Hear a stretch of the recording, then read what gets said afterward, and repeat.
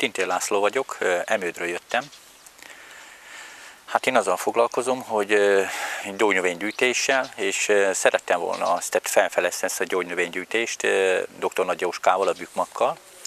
És egy részben sikerült volna, de viszont valami miatt megakadtunk, és nem adták meg a pályázatot, amit szerettünk volna Jóskával.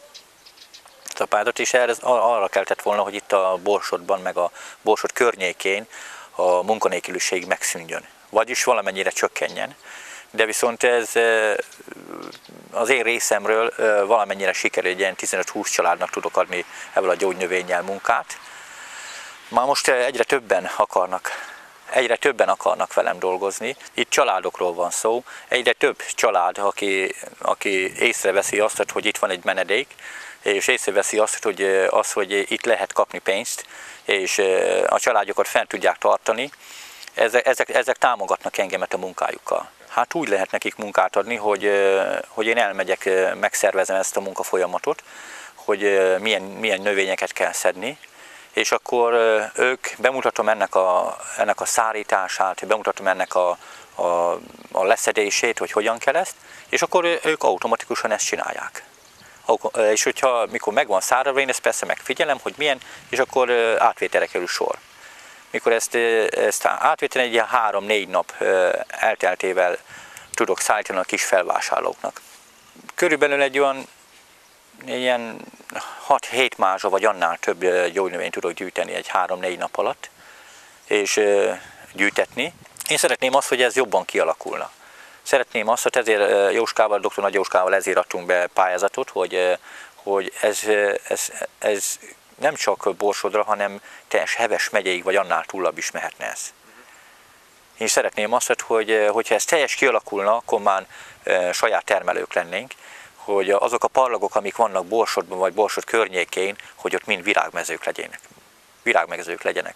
És akkor ezt leszedéssel, lekombájnozással, vagy levágással történne ez, és akkor óriási nagy szárítókat, üzemeket szeretnénk létrehozni. És mikor ha létrejönnének ezek, akkor szeretnénk egy illóolaüzemet, ami egyéni volna itt a környéken, és nagyon sok munkásnak, munkanélkülinek tudna adni munkát.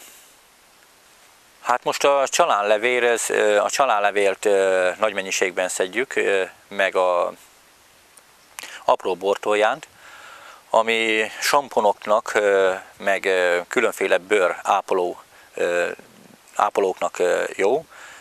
És vannak például a lángyásfű, ami az aszmára és a köhögésre az első osztályú. Most a lényeg az, hogy itt a munka. És én azt vettem észre, hogy nagyon sok éhező van a Borsod környékén, akik tényleg majdnem kódusmoldra érnek. És én szeretném azt, hogyha ez nagy részben megcsökkenne. És erre próbáltunk a dr. Nagy Jóskával, a Bükkmakkal, hogy kialakítsunk itt egy olyan üzemet, ami ezeknek az embereknek adna munkát. És ez valamilyen úton módon nem sikerült. Jóskával beszéltem, és azt mondta, hogy visszadobták, nem jó. De megpróbáljuk máshol is, hogyha akik segítenének nekünk, hogy kapjunk erre támogatást, az nagyon megköszönném, meg gondolom megköszönnék azok az emberek is, akik ebben szeretnének dolgozni. Hát én azt most per pillanat nem tudom, hogy ki segítene. Például a Líder múltkor kért tőlem gyógynövényt, nem gyógynövényt, hanem csipkebogyót, egy 40 mázsát. Árajáratot kellett volna tennem, de viszont nekem még nincsen internetem, nincsen számítógépem ahhoz, hogy én ilyen kapcsolatban tudjak talán a Líderrel, vagy bármelyik nagy céggel. De reméljük, hogy egy idő folyamán lesz ez is.